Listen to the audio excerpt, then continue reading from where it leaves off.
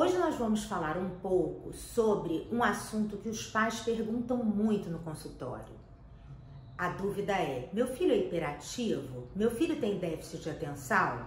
Vamos conversar um pouco para a gente esclarecer algumas dúvidas e mostrar que criança saudável é agitada também.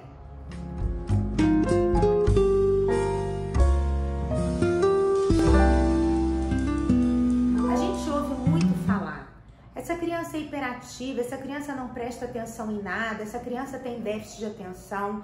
Nós temos que tomar muito cuidado com rótulos para as nossas crianças, porque as crianças naturalmente são agitadas, gostam de brincar, gostam de correr, e isso é normal da criança, isso é saudável.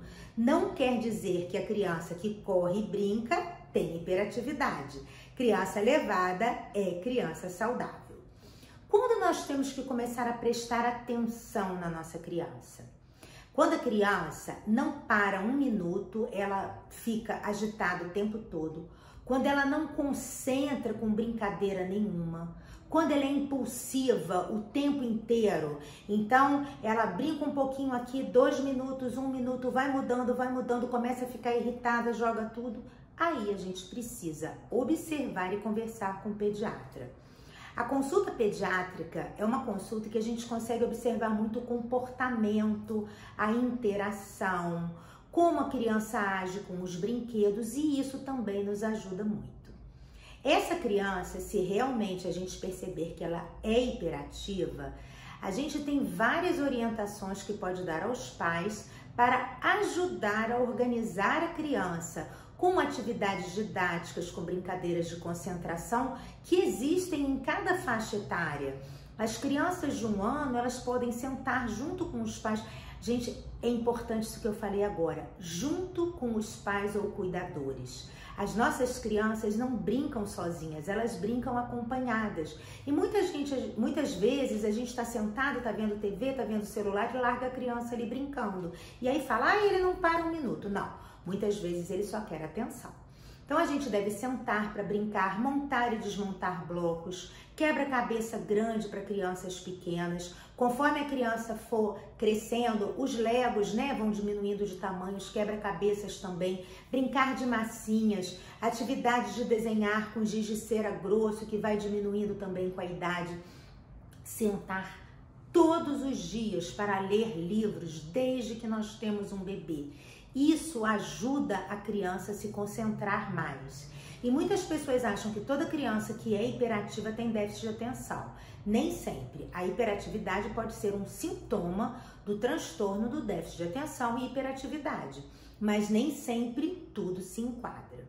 E aí, às vezes, nós vamos perceber que a nossa criança tem dificuldade de concentrar e, com isso, ela tem dificuldade de acompanhar as atividades escolares.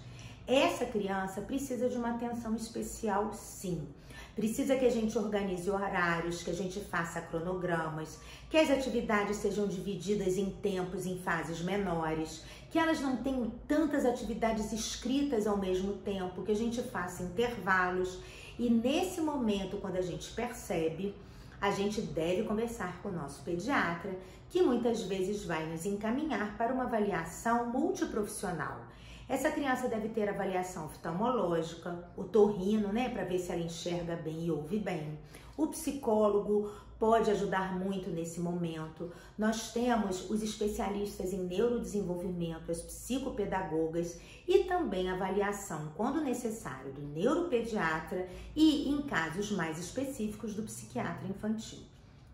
É importante a gente entender que com ajuda e com acompanhamento, essas crianças desenvolvem muito bem.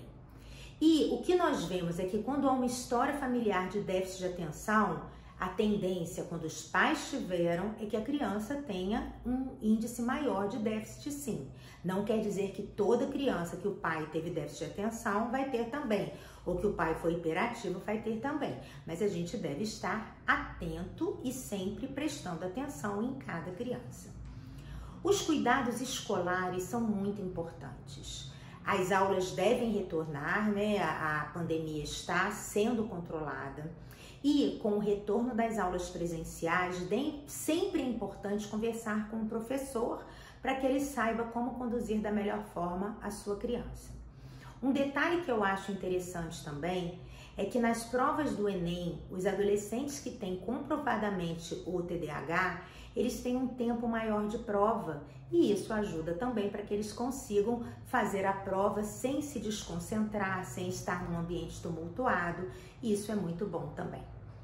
Em poucos casos, mas em casos que são importantes, é prescrita a medicação. Eu gosto sempre de ressaltar que só quem pode prescrever a medicação é o neuropediatra ou psiquiatra infantil. Então, sempre acompanhem com o especialista, sempre levem seus filhos nas consultas pediátricas, fiquem atentos aos sintomas e se vocês tiverem dúvidas, eu estou sempre por aqui.